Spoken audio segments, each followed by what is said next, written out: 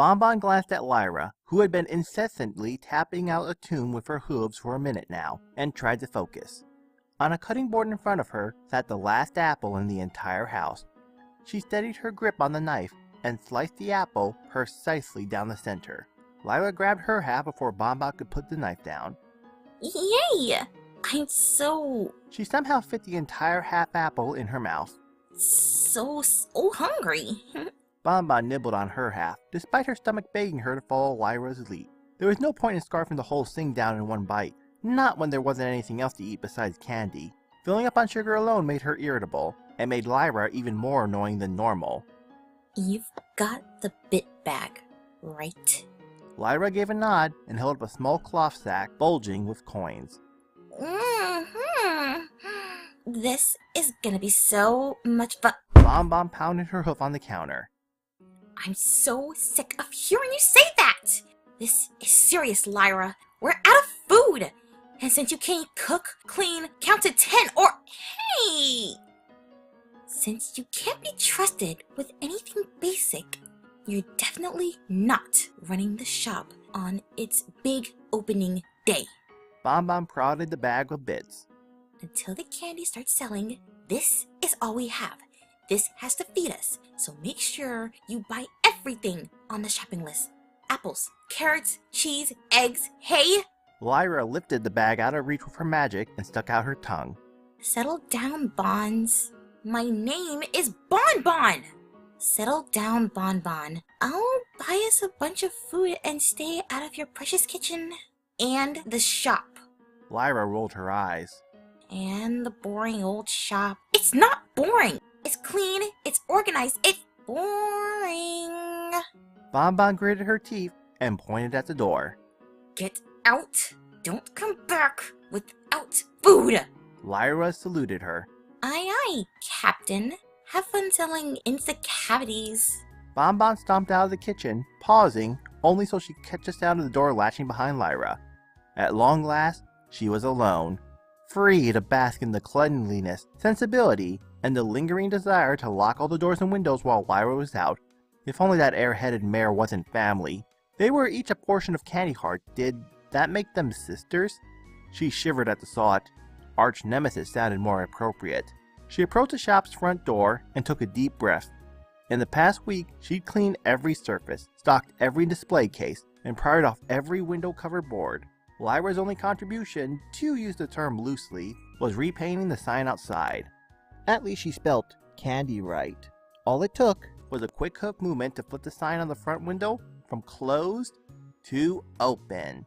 At long last, the family legacy was being carried out. The shop was open, and soon the candy would sell. 2 hours later, Bon Bon began doubting the second part. Nobody had so much as glanced her way. She'd seen plenty of ponies pass by the sparkling clean shop windows. Didn't they see the open sign? Didn't they like candy? What was wrong with them?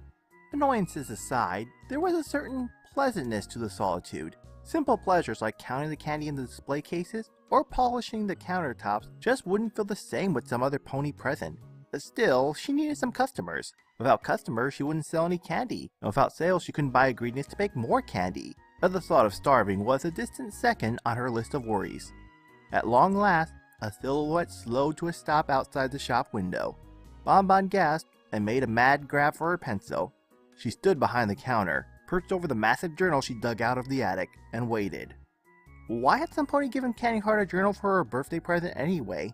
She didn't forget important things, so why write them down? Writing down all her feelings and deepest thoughts, like the present's accompanying card had suggested, was just an invitation for some lesser pony to read them. That's what started that annoying episode with the school counselors. Bon Bon was of a different opinion. Writing things down made them more permanent, more real. Writing freed her from having to commit to the days mutilated to memory, such as the precise time when her first customer would walk through the door. She would record it all: what time they arrived, what candy they stared at the longest, which ones they actually bought, and what price they paid. The old journal would be her ledger, her logbook of all scenes penetrating to the sale of candy. The door swung open, and Bon Bon set to work. The tip of her pencil flew across the first line of the ledger. 3 out of the 9 columns in the first row were filled already. She couldn't wait to jot down a sale price. Ahem, pardon? Bon Bon shivered. The pony was talking to her.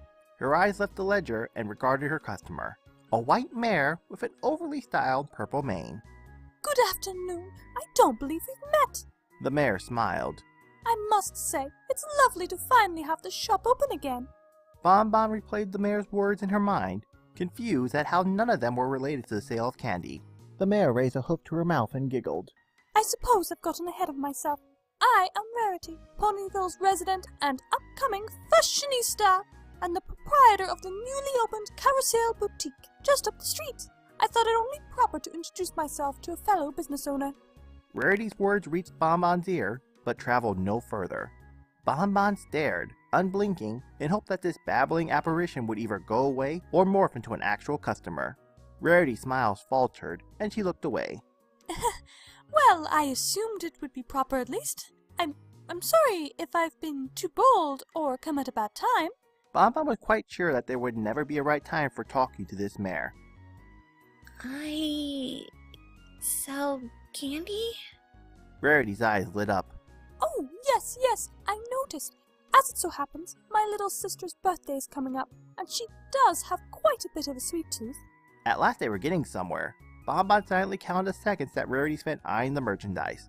A mere 10 with taffy, 15 with the gumballs, 5 with the licorice, and finally, a full minute with the chocolates.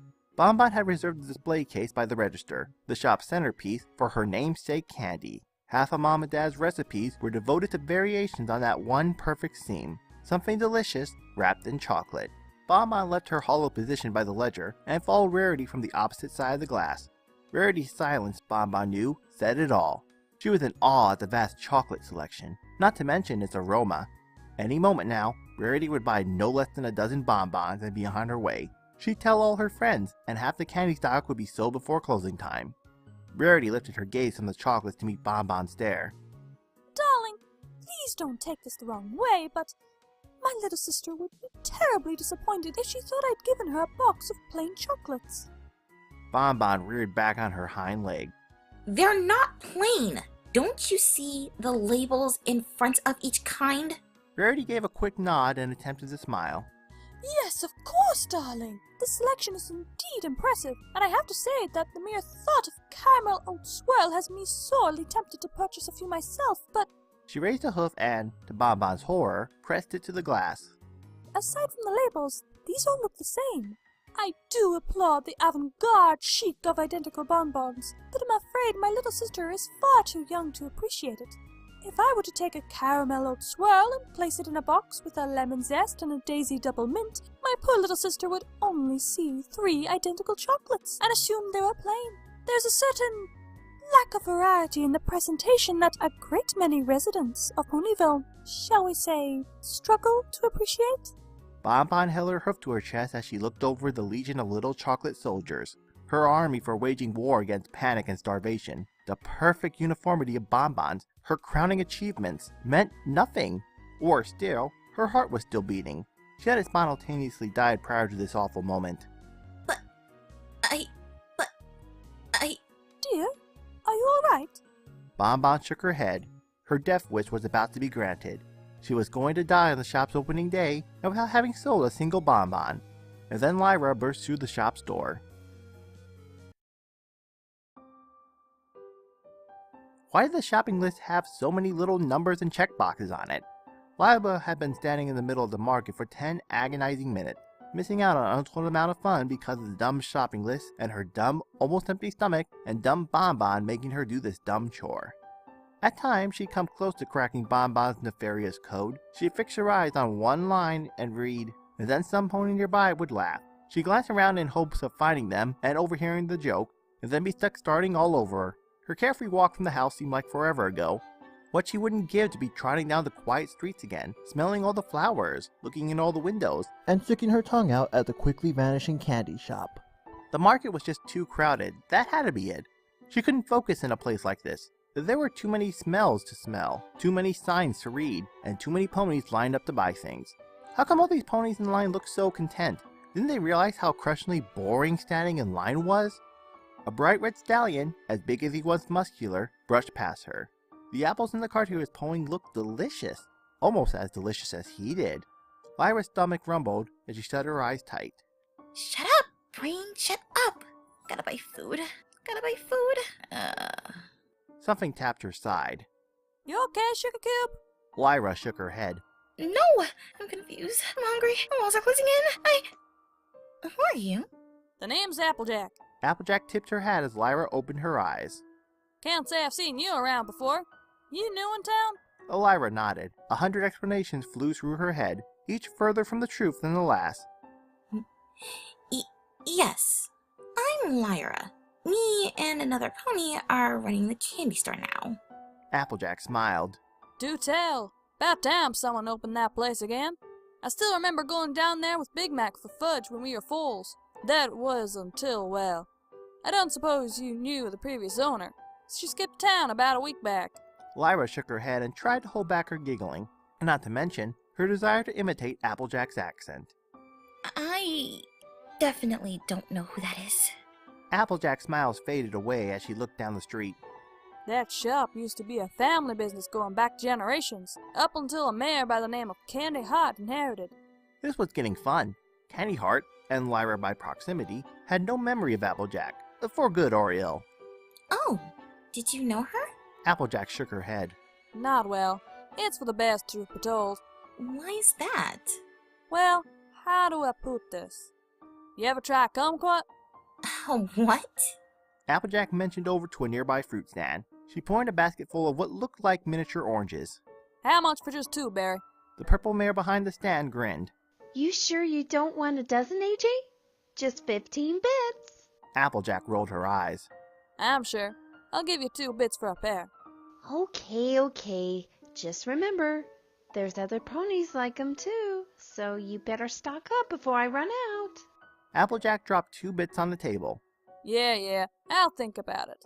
Applejack took 2 of the little fruits, rolled them between her front hooves, and held them up. These are kumquats. I picked up a taste for 'em in Manhattan. Can't say they're the cheapest fruit in the world, but I figure the explanation's worth it. Lyra sniffed the nearest kumquat. Oh, that almost smells like candy. Applejack chuckled. You're in for a surprise, Sugar Cube. Lyra took a kumquat in her magic and popped it in her mouth. The rind tasted just as good as it smelled. Wow, these are amazing. Applejack grinned. The juice just hit you, huh? Lyra gave a lick-puckering nod. Strikingly bitter juices had flooded her mouth as soon as her teeth pierced the sweet rind. Not sure I like this. Applejack chewed on her own kumquat for a moment before continuing. Candy Heart was kinda like that. Nice and sweet on the outside, bitter and confusing on the inside. Even in school there was something about a smile that just didn't sit right. I tried to be friendly and all, but let's just say there's plenty of ponies that get a taste for kumquats. But I never met a pony that had a nice thing to say about Candy Heart. Lyra couldn't decide if she wanted to swallow her mouthful or spit it out. Eating something felt too good to pass up. At least the extreme tanginess was mellowing out. Maybe these things aren't so bad after all. Darn tootin', my big brother swore off 'em after one bite. So, what's got you all worked up? Lyra frowned and held up her shopping list. I've gotta buy a bit of stuff, but... Applejack leaned in for a closer look. The round's awful small. Sure is neat and organized, though. Lyra rolled her eyes. Boring Bon Bon strikes again. My, business partner wrote it. I guess I'm just too exhausted from all the moving and stuff. Looks like the first thing on your list is apples. How about I help you knock this list out? Lyra gasped. Wow, you'd really do that for me? Welcome to Ponyville, Lyra. Now, let me show you where the tastiest apples in Equestria come from before Pinkie Pie spots you. Who's Pinkie? You'll soon find out, Sugar Cube. Even with Applejack's help, shopping took forever. Lyra trotted next to her, nodding whenever her new friend pointed out the next item on the list, and wincing as it joined the others in her saddlebag. Food was so heavy. They shouldn't have started with the apples. They were the heaviest food of all. At long last, Applejack passed the grocery list back to Lyra. Looks like you're all set. Lyra took the list in her magic and crumpled it up. Thanks a lot, Applejack. Come back by the store at any time. Bon Bon makes crazy good candy, just like her mom used to. Shucks, I can't say no to that. Take it easy, Lyra. Applejack leaned in to whisper. And remember, if you see a pink bouncing pony headed your way, run.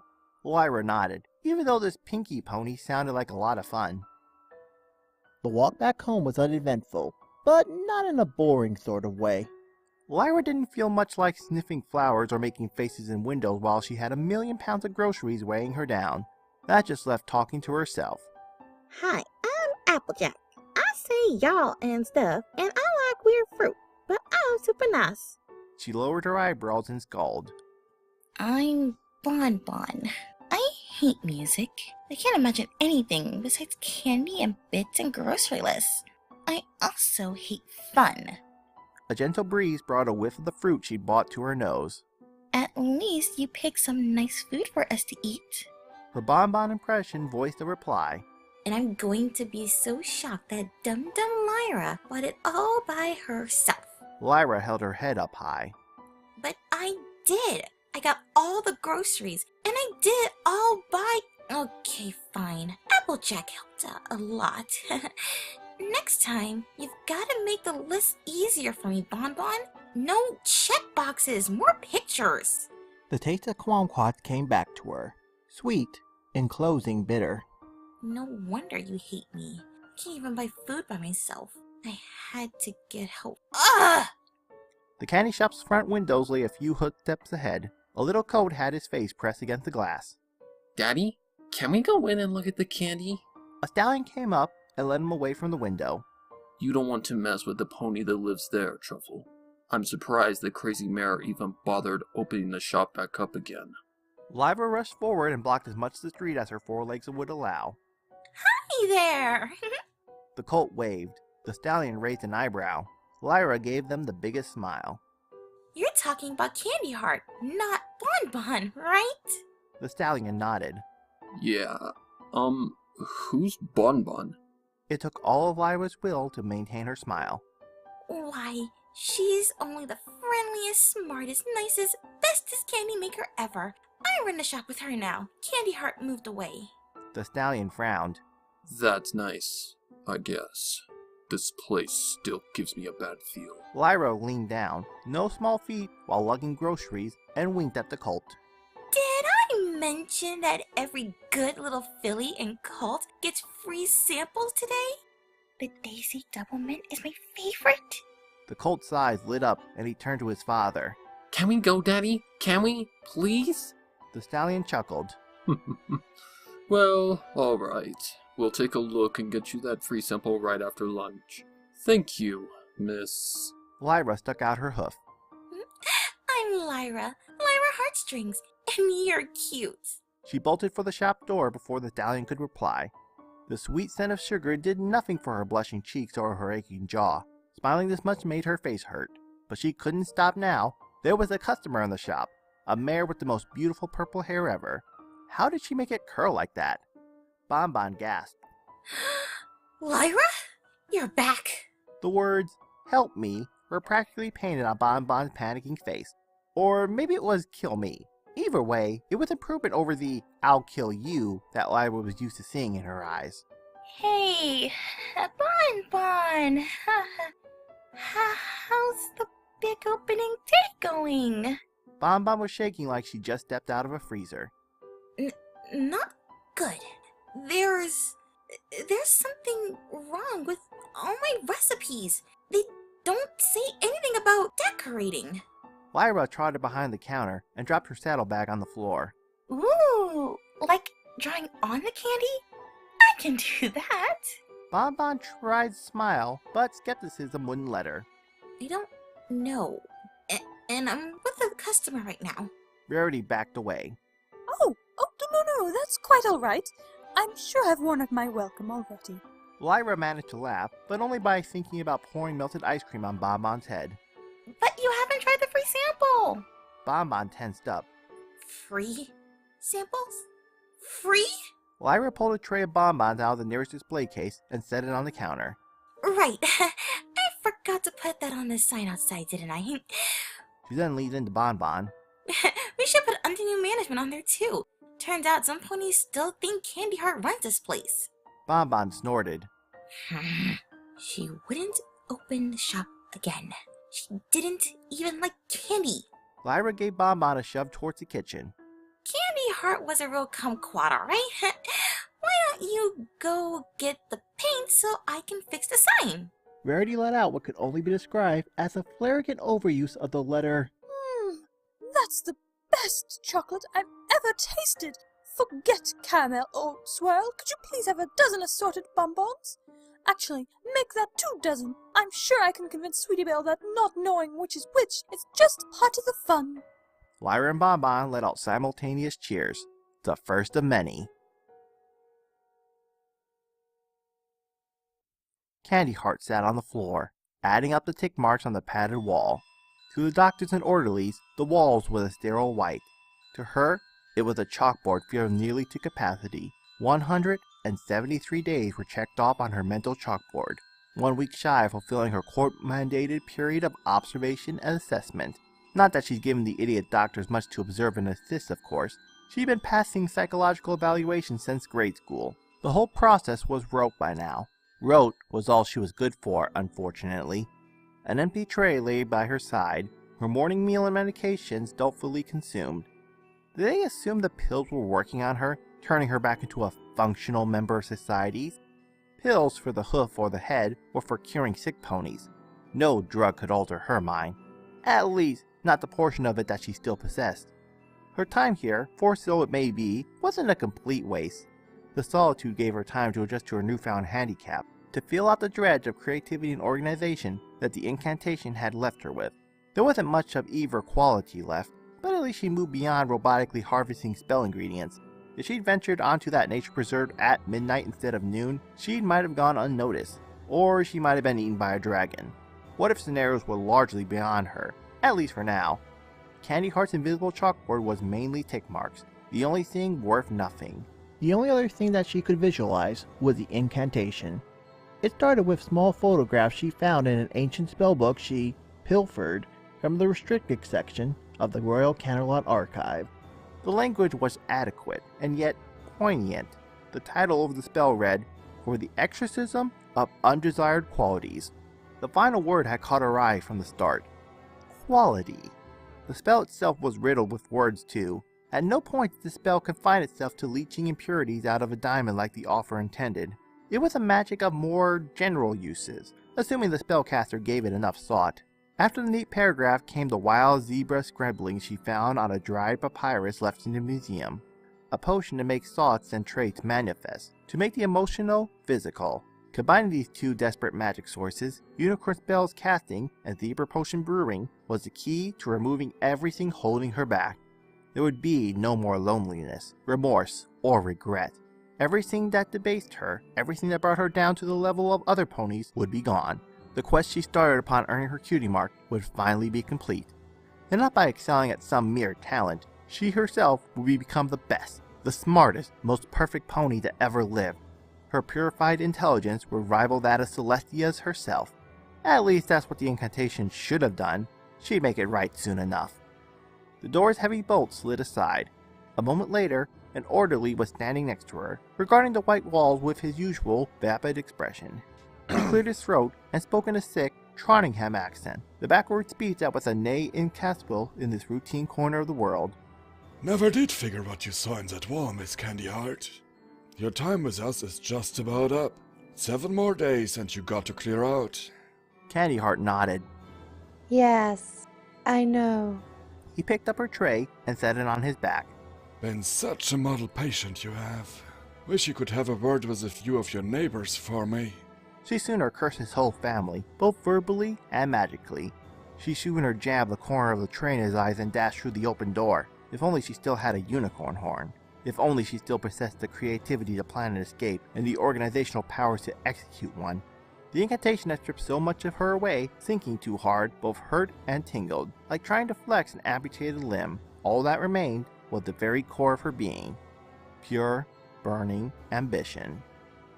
Thank you. I can't wait to go back home and put myself back together.